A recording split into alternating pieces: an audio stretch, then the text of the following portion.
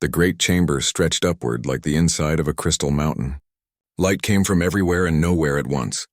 Ambassador Elena Vasquez stood at the center of the circular floor, surrounded by representatives from 47 alien species. Each one sat in their designated section, looking down at her from ascending tiers that formed a massive dome around the speaking platform. Elena had practiced this moment for months.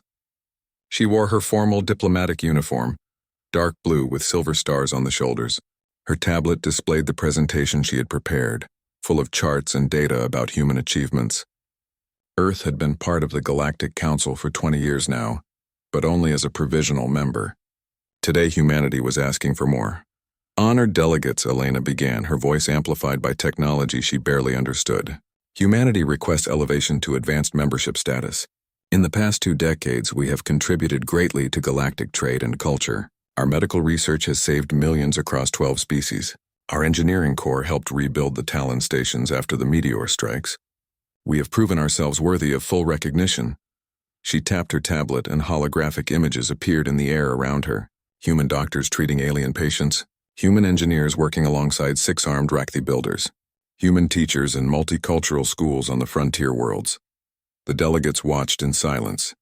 Elena felt hopeful. The data was strong. Humanity had done everything asked of them. Then the Zarian hierarch spoke. His voice was like rocks grinding together, translated into words by the chamber's systems. Tell me, Ambassador Vasquez, why should we trust a species that still believes in ghosts? Elena blinked. I'm sorry? The hierarch's 4 eyes glittered with something that might have been amusement. His massive body shifted in his seat, scales scraping against stone. Your species maintains vast digital archives of what you call mythology. Gods of war, spirits of dead warriors, ghost ships that appear from nowhere. He made a sound that the translator rendered as laughter. You are children playing with stories. Murmurs rippled through the chamber. Elena felt her stomach tighten. Our mythology is cultural heritage, not what you believe. A new voice interrupted. The Kresh delegate, a being that looked like a serpent made of silver metal, rose from her coil. Then why do your military vessels carry names like Valkyrie and Wild Hunt? Why do human soldiers still speak of their dead comrades watching over them? You are primitives who cannot separate fantasy from reality. More laughter now coming from multiple sections of the chamber. Elena's hands clenched at her sides. She forced herself to remain calm, professional. Many species maintain cultural traditions that we maintain history. The crystalline Vol representative chimed in, their voice like wind through glass. You maintain fairy tales. There is a difference, human. The hierarch pulled up a holographic display of his own. Images from Earth's databases appeared in the air. Norse gods battling giants, Valkyries carrying warriors to an afterlife called Valhalla, the Flying Dutchman, a ghost ship doomed to sail forever, phantom armies seen before battles, angels and demons, spirits and souls. Look at this, the hierarch announced to the chamber. They believe the dead can return. They tell stories of warriors who cannot die, who fight beyond death itself. They speak of ships that exist between worlds, of heroes who become immortal through combat. He turned his massive head toward Elena. This is not the thinking of an advanced species. This is compensatory fiction. You tell these stories because you are weak and you wish you were strong. The chamber erupted in discussion. Delegates gestured to each other, their various forms of communication creating a chaos of sound and movement. Elena stood frozen at the center, feeling smaller with each passing second. A delegate from the Threx collective, insectoid beings with compound eyes, clicked their mandibles together. Perhaps humans need these myths because they have never faced true warfare. They have fought only themselves on one small planet. They have never experienced real military threat. Agreed, the Kresh delegate said, coiling higher. Their weapons are adequate for their limited conflicts, but they have no concept of actual battle. No wonder they must invent stories of magical warriors and immortal heroes. They have no real ones. Elena found her voice again, though it shook slightly. Humanity has a long military history. We have fought and died for our beliefs for thousands of years. Our warriors deserve respect, not mockery. Deserve? The hierarch's laugh was like an avalanche. Tell me, Ambassador, how many wars has Earth fought against other species? How many times have you defended your system against invasion? How many of your worlds have been threatened with extinction? Elena's throat was tight. We have not had the opportunity to— Exactly, the hierarch interrupted. You have faced no real tests. You know nothing of true war, and so you comfort yourselves with stories. Ghost ships, immortal soldiers, warriors who return from death. He leaned forward, his bulk casting a shadow over Elena's platform. These are the fantasies of a species that has never truly bled. The Vol representative spoke again, their crystalline structure refracting light into rainbows. We vote against humanity's petition. They are not ready for advanced membership. Perhaps in another century, when they have outgrown their supernatural beliefs, we can revisit this question. One by one, the delegates signaled their agreement. Elena watched the voting display as red lights outnumbered blue. Denied. Humanity would remain a provisional member, excluded from military alliances, kept at the edges of galactic politics. Furthermore, the hierarch continued, we reduce Earth's status to cultural observer. You may trade, but you will not participate in strategic decisions. Come back when you are ready to be adults. The chamber filled with sounds that the translators rendered as laughter, though each species expressed it differently. Clicks, hisses, rumbles, chimes, all of them mocking. All of them dismissing humanity as children with overactive imaginations. Elena gathered her tablet and walked toward the exit. The laughter followed her. Her diplomatic training kept her spine straight, her face neutral. But inside something burned. Her hand unconsciously moved to her chest, where beneath her uniform she wore a silver pendant. Her grandmother's military identification tag, worn in 3 different wars on Earth. As the massive doors closed behind her, she heard the hierarch's final comment to the assembled delegates. Perhaps we should send them picture books to help with their education. More laughter. Elena stood in the corridor outside the chamber, alone. She looked down at her hands. They were trembling. Not from fear, from rage. She touched the pendant through her uniform. They think our warriors are myths, Grandma, she whispered. They think our stories are fantasies. The empty corridor gave no answer. Elena straightened her uniform and walked toward the docking bay where her shuttle waited. Earth would need to know about this. The council had spoken. Humanity was not welcome as equals. Not yet, but as she walked, a message appeared on her tablet. It was coded with military encryption, highest level. She stopped and opened it. 2 words. They're ready. Elena's jaw tightened. She deleted the message and continued walking. The council thought human myths were funny. They thought humanity's stories of ghost ships and immortal warriors were primitive superstitions. They were about to learn something very important. Sometimes, myths were just history that hadn't happened yet. 3 months passed after the council's rejection. Earth continued its trade and cultural exchanges, acting as if nothing had changed. But in the shadows, something was moving. The first attack came without warning. New Brisbane was a farming colony in the Tau Ceti system, home to 2 million people. The settlers grew wheat and corn in massive biodomes, feeding not just Earth but several other human colonies. It was peaceful, quiet, defenseless. The Kresh warships appeared in orbit at 0400 local time. There were 12 of them, sleek vessels that looked like silver serpents cutting through space. They did not broadcast warnings. They did not ask for surrender. They simply opened fire. The biodomes shattered first. Atmosphere vented into space, carrying thousands of people with it. Then the orbital weapons targeted the residential sectors. Entire city blocks vanished in white light. The attack lasted 47 minutes. When it ended, New Brisbane was gone. Just debris and bodies floating in the darkness. 4 hours later, they hit Esperanza Colony. Same pattern. Same overwhelming force. Another 2 million dead. By the time the distress signals reached Earth, there was nothing left to save. The emergency session of the United Earth Assembly was chaos. Representatives shouted at each other across the Great Hall. Some demanded immediate retaliation. Others argued for diplomacy. A few suggested evacuation of all outer colonies. Fleet Admiral Chen stood at the central podium waiting for silence. He was an old man with gray hair and scars on his hands from the resource wars 50 years ago.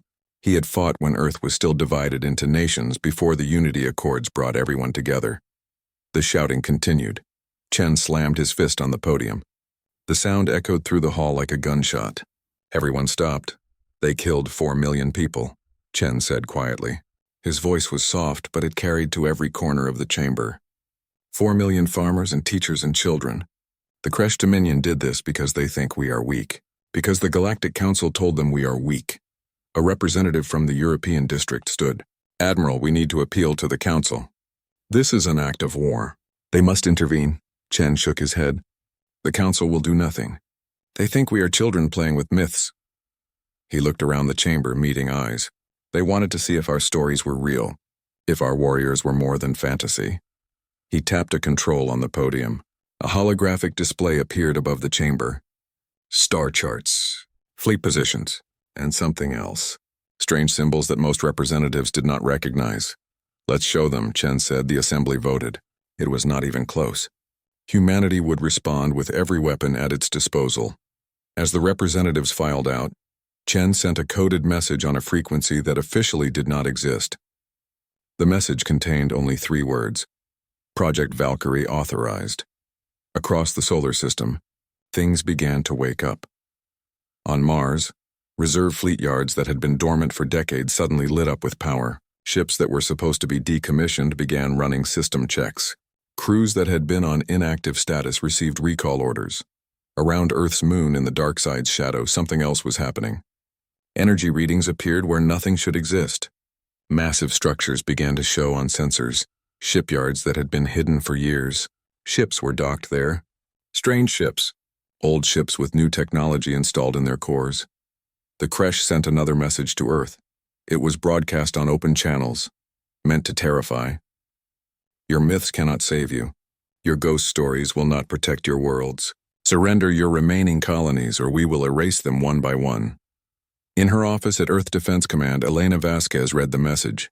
She was wearing a military uniform again, not the diplomatic clothes.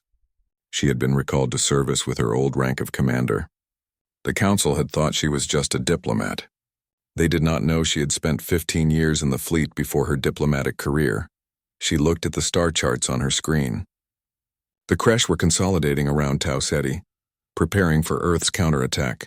Their strategic computers predicted human forces would arrive in 17 days, based on humanity's known FTL drive capabilities. Elena smiled. It was not a pleasant smile. They're using old data, she said to the empty office. Admiral Chen appeared on her communication screen. Commander Vasquez, are they ready? Elena nodded. All volunteers are loaded and synced. Neural patterns integrated with ship systems. The fleet is ready to deploy. How many? 3,200,000 soldiers, Elena said. Every veteran who volunteered for the program. Every warrior who agreed to come back if we needed them. Chen was quiet for a moment. They all volunteered? All of them? Every single one. They knew this day might come. The Admiral looked older suddenly, tired. I remember when we started this project. 30 years ago. People said we were mad. Playing God, disturbing the dead. They weren't dead, Elena corrected. They were sleeping, waiting. Chen nodded. Activate the Einherjar protocol. Launch the fleet. Elena's fingers moved across her controls. Commands went out to the hidden shipyards around the moon, to the reserve fleets on Mars and in the asteroid belt, to ships scattered across the solar system, and to the ships that nobody knew existed. Deep in the lunar shipyards, quantum computers began running programs that should have been impossible.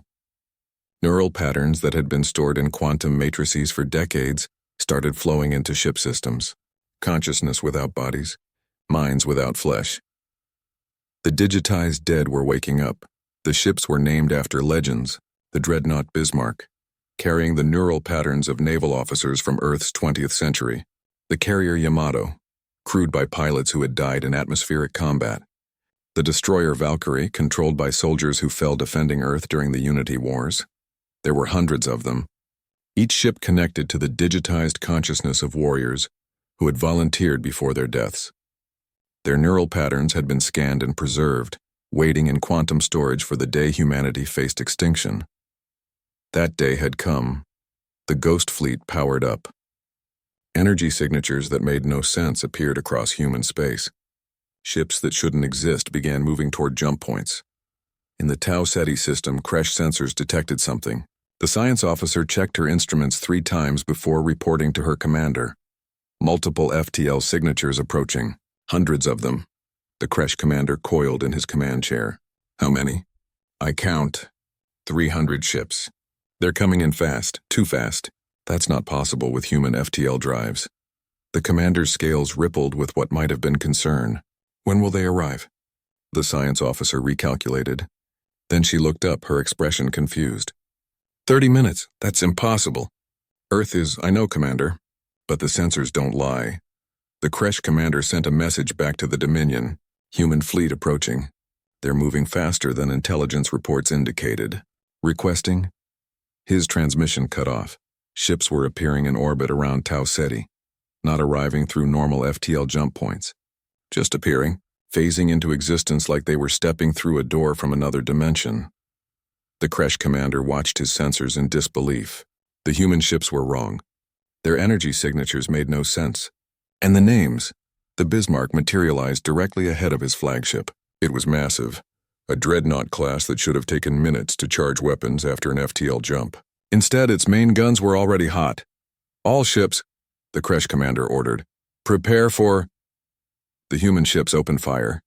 They moved like nothing the Kresh had ever seen, attacking from impossible angles, phasing in and out of normal space. The Kresh fired their weapons, but targeting systems couldn't lock on. The human vessels appeared, struck, and vanished like ghosts.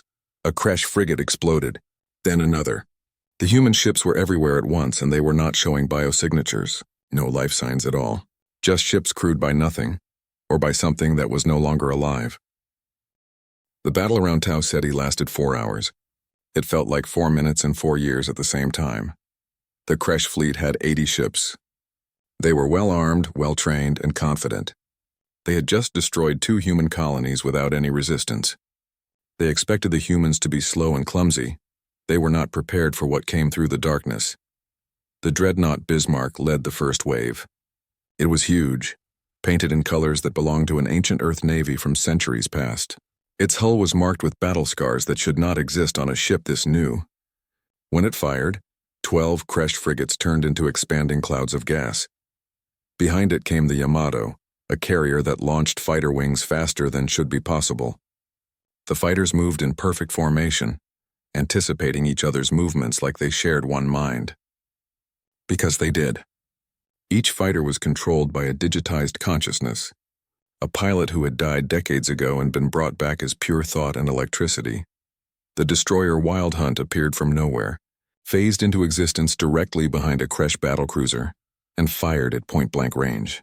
Before the Kresh could respond, the Wild Hunt was gone, shifted back into whatever space it came from. On the Kresh flagship, Commander Sethrak watched his fleet die. His sensors were useless. Every time they locked onto a human ship, the target vanished. His weapons fired at empty space while human missiles came from directions that made no sense. Report, he ordered, trying to keep his voice steady. His science officer was trembling. Commander, I don't understand. The human ships are showing no biological signatures, no life support active, no crew quarters pressurized. They're empty. They can't be empty. Ships don't fly themselves. These do, Commander. A human frigate called the Phantom Regiment appeared above them. It was smaller than the flagship but moved like a living thing. It rolled, dodged, and struck with precision that no computer should have. Through the viewport, Sethrak could see its name painted on the hull in letters that seemed to glow. All ships, concentrate fire on, Sethrak began. The Phantom Regiment flickered, and suddenly there were 3 of them. No, 5. Images overlapping in space, each one firing independently. The Kresh ships opened fire on all of them. Most shots passed through empty space. One found a target, but the human ship's shields absorbed the blast without any noticeable damage. Then the 5 images collapsed back into one ship, and it was gone. What was that? Sethrak demanded. Phase shift technology, his science officer whispered. They're moving between dimensions. That's not possible. Nobody has that technology. Humans do, Sethrak said bitterly. The largest ship appeared last. It was a massive carrier, 10 times the size of the Kresh flagship. Its name was written across its bow in letters 20 meters high. UES Valhalla. Sethrak knew that name. The Kresh had studied human mythology when planning their invasion. Valhalla was the hall where human warriors went after death, a paradise for soldiers, a fantasy. But this ship was very real. The Valhalla launched fighters. hundreds of them pouring out of its bays like angry insects. They filled the space around Tau Ceti, swarming the Kresh fleet. Each one moved with impossible precision, reacting faster than any biological pilot could think. A Kresh destroyer tried to run. It accelerated toward the system's edge, engines burning at maximum. A human frigate called the Flying Dutchman appeared directly in its path. The Kresh ship fired everything it had. The human vessel took the hits and kept coming, like it didn't care about damage. It rammed the Kresh destroyer at full speed. Both ships should have been destroyed. Instead, the Flying Dutchman passed through the Kresh vessel like a ghost, its weapons firing as it went. The destroyer broke in half, leaking atmosphere and burning fuel. The Flying Dutchman continued on, undamaged. Impossible. Sethrak realized the truth then. These weren't just ships. They were something else. Something that his species had no words for. He opened a communications channel to all Kresh vessels. All ships retreat. Get out of this system now! Too late. A human battle group surrounded the remaining Kresh vessels. They didn't fire. They just waited, weapons charged and ready. The message was clear. Surrender or die. One of the Kresh captains tried to fight. His ship lasted 8 seconds before it was cut apart by coordinated fire from 5 different human vessels. The rest surrendered. Later, after the battle, Elena Vasquez reviewed the combat data from her command post on the Indomitable. The Indomitable was a conventional ship, crewed by living humans. It had stayed back during the battle, observing and coordinating. Admiral Chen appeared on her communications screen. Status report: all Kresh vessels destroyed or captured. The Ghost Fleet performed perfectly. No losses on our side. Elena paused. Admiral, one of the Kresh ships managed to transmit data before we stopped them. What kind of data? Everything. Battle recordings, sensor logs, details about our ships and how they fight. Elena looked grim. The Kresh Dominion knows what we have now. And they're part of the Galactic Council. That means everyone will know. Chen nodded slowly. Good. Elena blinked. Sir? Let them know, Chen said. Let the whole galaxy know. They laughed at our myths. Now they can see that those myths were just history waiting to happen. On the bridge of the Valhalla, something else was happening. The ship's captain was a woman named Sarah Chen, the Admiral's granddaughter. But she wasn't alone on the bridge. She couldn't see them, but she could feel them. Thousands of presences, consciousnesses connected to the ship's systems. The digitized crew. Sarah spoke to the empty air. Thank you, all of you, for coming back. A voice came through the ship's speakers. It was soft, distorted by the quantum systems that sustained it. We made a promise, Captain. We said we would return if humanity needed us. Who are you? Sarah asked. We are many. Soldiers from the Resource Wars. Pilots from the Pacific Conflagration. Marines from the Unity battles. We died defending Earth, now we defend her children. Sarah felt tears on her cheeks. How does it feel? Being like this? Silence for a moment. Then strange. We are not alive, but we are not dead. We exist in between. We can think and remember and feel, but we have no bodies. We are the ships now. The Valhalla is our body. Its weapons are our hands. Its sensors are our eyes. Can you rest? Do you sleep? We can. But we choose not to. Not yet. There is still work to do. Sarah looked at the view screen, showing the captured Kresh vessels being escorted to holding positions. The war isn't over, is it? No, the voice agreed. The Kresh will respond, and the Council will have to decide what to do about us. What if they try to stop us? What if they see us as a threat? Another voice joined the first, then another, until the bridge was filled with whispers. Hundreds of voices speaking as one. Then they will learn what humanity is truly capable of. We did not survive 10,000 years of war on Earth just to be destroyed by aliens who think we are weak. The voices faded, leaving Sarah alone on the bridge. But not really alone. She could feel them. The presence of 3 million digitized soldiers, all of them waiting and watching. The Ghost Fleet held position around Tau Ceti. The surviving Kresh prisoners were terrified. They had come to destroy a weak species. Instead, they had encountered something from their nightmares. Ships crewed by the dead, warriors who had returned from beyond death itself. In the Kresh Dominion, the High Command reviewed the battle data. They watched the recordings over and over, trying to understand what they had seen. The humans had ghost ships, real ones, vessels crewed by consciousness without bodies, warriors who had died and been brought back. The myths were real. One of the Kresh admirals spoke in the silence. "What have we done?" Nobody answered. They all knew. They had awakened something that should have stayed sleeping.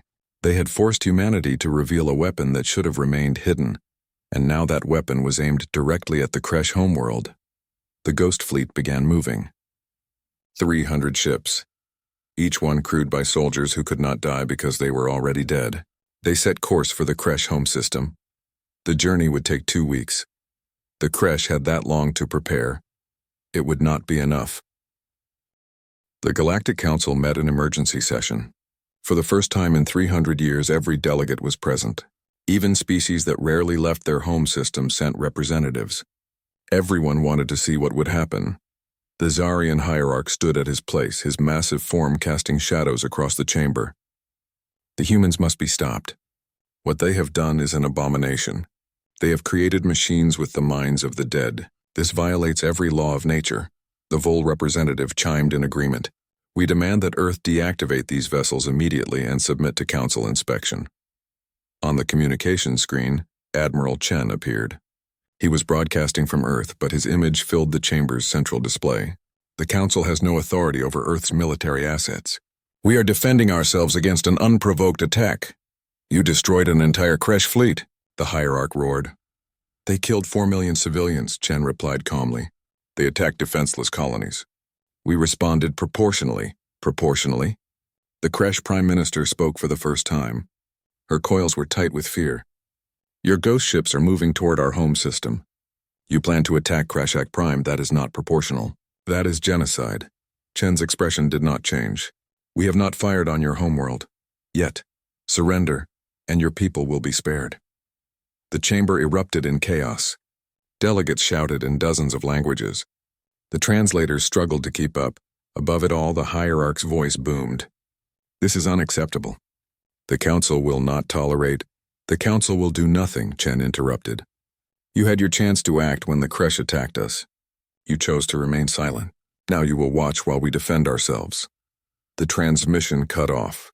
The chamber fell into stunned silence.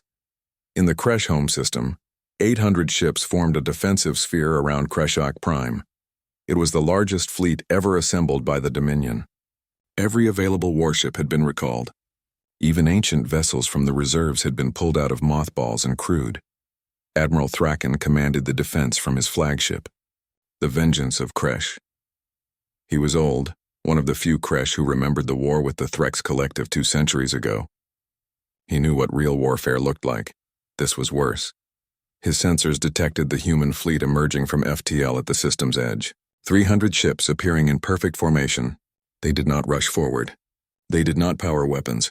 They simply held position 3 light minutes away from Krashak Prime, just out of range. Watching. "Why aren't they attacking?" his second-in-command asked. Thraken studied the display. "They're waiting for something." The answer came in the form of a transmission. It was broadcast on every frequency, in every language used by the Council species. Video and audio impossible to ignore. Elena Vasquez appeared on every screen in the Kresh fleet. She was aboard the human command ship Indomitable. Standing on the bridge with her command crew behind her, she wore a crisp military uniform and spoke in a clear, steady voice. "I am Commander Elena Vasquez of the United Earth Fleet. 3 months ago, I stood before the Galactic Council and asked for recognition of humanity's worth. I was denied. The Council mocked our culture and dismissed our history as primitive mythology." She paused, letting her words sink in. 2 weeks ago, the Kresh Dominion attacked our colonies at Tau Ceti. They killed 4 million civilians, men, women, and children. They destroyed our farms and homes. And they did this because you told them we were weak. Elena's voice hardened. "You laughed at our myths. You mocked our stories of warriors who transcend death. You thought our legends of ghost ships and immortal soldiers were fantasies born from fear." Behind her, through the bridge's viewport, the Ghost Fleet was visible. 300 vessels arranged in a formation that looked like wings. The Valhalla at the center, massive and terrible. "You were wrong," Elena said simply. "Our myths were never fantasies. They were promises. Promises made by soldiers who knew that someday humanity might face extinction. They volunteered to return if we needed them. They gave their consciousness to our machines so they could defend their children's children." She gestured to the view screen showing the Kresh homeworld. We stand at the threshold of your world. Your home, where your families live, where your children sleep. We have the power to destroy it all. Our weapons can crack your planet's crust. Our ships can glass your cities from orbit. The Kresh fleet tensed. Weapons charged. Shields strengthened. But we won't, Elena continued. Because unlike you, we understand the value of mercy. We know what it means to spare the innocent. Our warriors, living and dead, remember what it's like to protect homes instead of destroy them. She stepped closer to the camera. The Galactic Council wanted to know if humanity was worthy of respect. They wanted to see if our warriors were real or just stories. Well, counselors, are you watching? This is our answer. Elena raised her hand. Behind her, the tactical display showed the human fleet adjusting formation. We call this formation Ragnarok. It's named after our myth of the final battle, the end of all things. But we use it differently. We use it to show you what we could do but won't. Watch carefully. The Ghost Fleet began to move. The ships split into groups, each one performing a different maneuver. They phased in and out of normal space, attacked theoretical targets with perfect precision, and demonstrated weapons capabilities that should not exist. The Kresh fleet watched helplessly. Every simulation showed the same result: total destruction. If the humans wanted to attack, nothing could stop them. After 10 minutes, the human ships returned to their original formation. The demonstration was over. Elena spoke again. You now understand what we're capable of. Our ghost ships can destroy your fleet and conquer your world. But we didn't manifest at your threshold to bring destruction. We came to show you something more important than our weapons. She took a breath. We came to show you that humanity's greatest strength was never a myth. It's our refusal to become monsters. Even when we have the power to destroy, we choose mercy. Even when we're attacked, we show restraint. Elena's voice became firm, commanding. The Kresh Dominion will surrender unconditionally. Your military forces will stand down. You will submit to war crimes tribunals for the genocide at Tau Ceti. And you will pay reparations to the families of the dead. The Kresh Prime Minister appeared on a split screen. Her scales were pale with fear. And if we refuse? Elena gestured to the ghost fleet behind her. Then you face 3 million warriors who have already died once. Do you think they're afraid to do it again? Do you think soldiers who gave up their bodies to protect humanity will hesitate to fire on those who murdered our children? The silence stretched on. On Krashak Prime, billions of Kresh watched the broadcast and waited to learn if they would live or die. Finally, Admiral Thraken spoke. He did not use the official channels. He sent a direct communication to his Prime Minister, but he knew the humans would intercept it. Prime Minister, we cannot win this battle. Their technology is too advanced. Their tactics are impossible to counter. And their warriors, he paused. Their warriors truly are immortal. We are not. The Prime Minister closed her eyes. When she opened them, she looked directly at Elena. The Kresh Dominion surrenders. We will accept your terms, Elena nodded. Power down your weapons. Transmit command codes to your fleet. Human vessels will take control of your military assets until a peace treaty can be arranged. As the Kresh fleet began shutting down weapon systems, Elena turned to someone off-camera. Admiral Chen, did the Council receive our broadcast? Chen's voice came through clearly. Every species heard you, Commander. The Hierarch tried to cut the transmission, but we overrode his controls. The entire galaxy just watched humanity show mercy to an enemy that killed 4 million of us. Elena allowed herself a small smile. Good. Let them see what we really are. On the Valhalla's bridge, Captain Sarah Chen watched as the Kresh ships powered down. She spoke to the empty air, knowing the digitized crew would hear her. Stand down from combat status. The battle is over. The voices came through the speakers, thousands of them whispering together. The battle is over. But the war is not. The Council still does not understand what we are. Sarah nodded. They will. Soon enough. The Ghost Fleet held position at the threshold of Krashak Prime, not attacking, not destroying, just watching and waiting, a reminder of what could have been. In the council chamber, the delegates sat in stunned silence. They had watched humanity demonstrate power beyond anything they imagined, and then watched them choose not to use it. The Zarian Hierarch spoke quietly, his voice lacking its usual confidence. What have they become? The Vol representative answered with a sound like wind through crystal. They have become what they always claimed to be, Warriors who protect rather than conquer. The question is, what do we do now? Nobody had an answer. 1 month after the surrender at Krashak Prime, the Galactic Council met again. The chamber looked the same as always, but the atmosphere was completely different.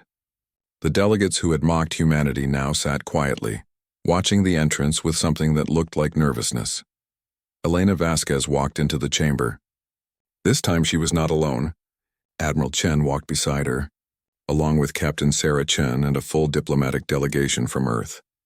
They moved to the center platform and stood together. The silence was absolute. The Vol representative spoke first, their crystalline voice softer than before. Ambassador Vasquez. Admiral Chen, on behalf of the Galactic Council, we must acknowledge that we miscalculated. Your myths were not fantasies. They were warnings we did not understand. Elena nodded but said nothing. She waited. The Zarian hierarch shifted his massive bulk. Speaking was clearly difficult for him. We have reviewed the complete data from the Tau Ceti incident and the Krashak Prime standoff. The Kresh attacked without provocation, and you responded with restraint we did not expect. He paused. We were wrong about humanity. We apologize. It was probably the first time those words had been spoken in this chamber in centuries. Elena finally spoke. The Council's apology is noted. But words alone cannot repair what was broken. 4 million humans died because you convinced the galaxy we were weak. The Kresh believed your assessment and acted on it. The Threx collective delegate clicked its mandibles nervously. What do you want from us, Ambassador? Elena looked at Admiral Chen. He nodded and she continued. Let me explain something about Project Valkyrie, about the Ghost Fleet and how it came to exist. A holographic display appeared above the chamber. It showed images from Earth's history, wars and battles across thousands of years. For 200 years, Elena said, humanity fought itself. The resource wars, the Pacific conflagration, the African consolidation, millions died fighting over water, food, and territory. But even in those dark times, something remarkable happened. Our warriors volunteered for something unprecedented. The display showed medical facilities where soldiers lay in scanning devices. They allowed us to scan their neural patterns. Their consciousness, memories, and personalities were digitized and stored in quantum matrices. They did this knowing they might never wake up, knowing they might wait forever in digital sleep. A new image appeared. Soldiers signing documents agreeing to the procedure. Each one volunteered. Nobody was forced. They did it because they understood something important. Humanity might someday face a threat that required warriors who could not die. Soldiers who had already sacrificed everything once and were willing to do it again. Elena's voice grew stronger. We never wanted to use them. We hoped humanity would never face extinction. But the Kresh forced our hand. They murdered our people and threatened our survival. So we woke up the sleepers. 3 million soldiers who died decades ago returned to defend their descendants. The chamber was silent. Every delegate was watching the images of human soldiers accepting their transformation into digital consciousness. Admiral Chen stepped forward. The important part is what happened after. We could have destroyed the Kresh. Our ghost fleet had the power to turn Krashak Prime into ash, but we chose mercy instead. Because that's what those soldiers taught us. They remembered what it meant to protect homes, not destroy them. The Kresh Prime Minister was present this time, brought under heavy guard to answer for her species' crimes. She spoke from her secured platform, her voice bitter. You humiliated us. You showed the galaxy our weakness. We showed the galaxy your choice, Elena corrected. You chose genocide. We chose restraint. There's a difference. Captain Sarah Chen stepped forward now. She was young compared to the other delegates, but she spoke with confidence. I command the Valhalla. I work with the digitized crew every day. Do you want to know what they told me? The delegates leaned forward, curious despite themselves. They said they're tired, Sarah continued. They've been fighting for almost a century, if you count their time alive plus their time as digital consciousness. They want to rest. But they can't. Not while species like the Kresh think weakness is an invitation to murder. She looked directly at the hierarch. They're willing to keep fighting, to keep defending, but only if the Council agrees to change, to actually protect the weak instead of just talking about it. Elena took over again. That's why we're here. Not to ask for membership, not to beg for recognition. We're here to offer you a deal. A new holographic display appeared showing a detailed proposal document. We call it the Threshold Accord. Here's how it works. Humanity maintains the Ghost Fleet as a rapid response force for the Galactic Council. Any species under attack can request assistance. We defend those who cannot defend themselves. The Threx delegate spoke up. And in exchange, full council membership for Earth, voting rights on all matters including military policy, and most importantly, veto power on military actions. We will never again allow the council to stay silent while genocide happens. The chamber erupted in discussion. The delegates argued with each other in dozens of languages. The hierarch's voice cut through the noise. You ask for too much. Veto power would give humanity control over the council's military decisions. Yes, Elena said bluntly. That's exactly what we want. Because you've proven you can't be trusted to make those decisions on your own. You stood by while the Kresh murdered 4 million civilians. That will never happen again. Admiral Chen added, our terms are not negotiable. Accept the threshold accord or we withdraw from the council entirely and defend our own interests. Your choice, the Vol representative spoke carefully. If we refuse, what happens to the Ghost Fleet? They remain active, Sarah answered, defending human interests. But they won't help anyone else. The council will have to face the next threat alone. The delegates looked at each other. The decision was obvious, even if it was difficult to accept. Humanity had demonstrated power that none of them could match. And more importantly, they had demonstrated the restraint to use that power wisely. The vote was called. It took 3 hours of debate, but the result was inevitable. The threshold accord passed. 43 votes in favor, 3 against, 1 abstention. Humanity was now a full council member with veto authority over military actions. The Kresh Prime Minister was the last to speak. What happens to my people now? You demanded reparations and war crimes tribunals. Elena's expression was hard. You will face justice. The families of the 4 million dead deserve that much. But we won't destroy your species. We're not like you. The Prime Minister bowed her head in defeat. After the vote, Elena and Admiral Chen stood outside the council chamber. They looked out through the massive windows at the stars beyond. Do you think they understand now? Admiral Chen asked quietly. Some of them, Elena replied. The smart ones realize that humanity isn't just another species. We're something different, something that remembers its dead and brings them back when needed. Chen nodded. The Ghost Fleet will have to remain active. There are too many threats in the galaxy. I know, the crew knows too. They accepted it. Elena paused. Sarah told me something interesting. She said the digitized soldiers don't regret their choice. They consider it an honor to continue serving. That's humanity in a nutshell, Chen said with a slight smile. We never stop fighting for what matters. 2 weeks later, Elena stood in Arlington Cemetery on Earth. It was raining softly. She walked through rows of white markers until she found the one she was looking for. Margaret Vasquez, Sergeant, United States Army. The name was worn with age, but still readable. Elena's grandmother had died 60 years ago, during the resource wars. She had been one of the first to volunteer for the digitization program. Elena knelt and placed a silver pendant on the headstone. It was the same military ID tag she had carried into the council chamber months ago. The tag that had seen her through the mockery and rejection. We did it, Grandma, Elena whispered. They respect us now. And you helped make it happen. The rain continued falling. Elena stayed for a while, just sitting with her memories. On the far side of the moon, in the hidden shipyards, the Ghost Fleet powered down to standby mode. 300 ships, each one carrying the digitized consciousness of thousands of soldiers. They were not sleeping exactly. More like resting. Waiting for the next time they would be needed. On the Valhalla's bridge, Captain Sarah Chen ran final shutdown procedures.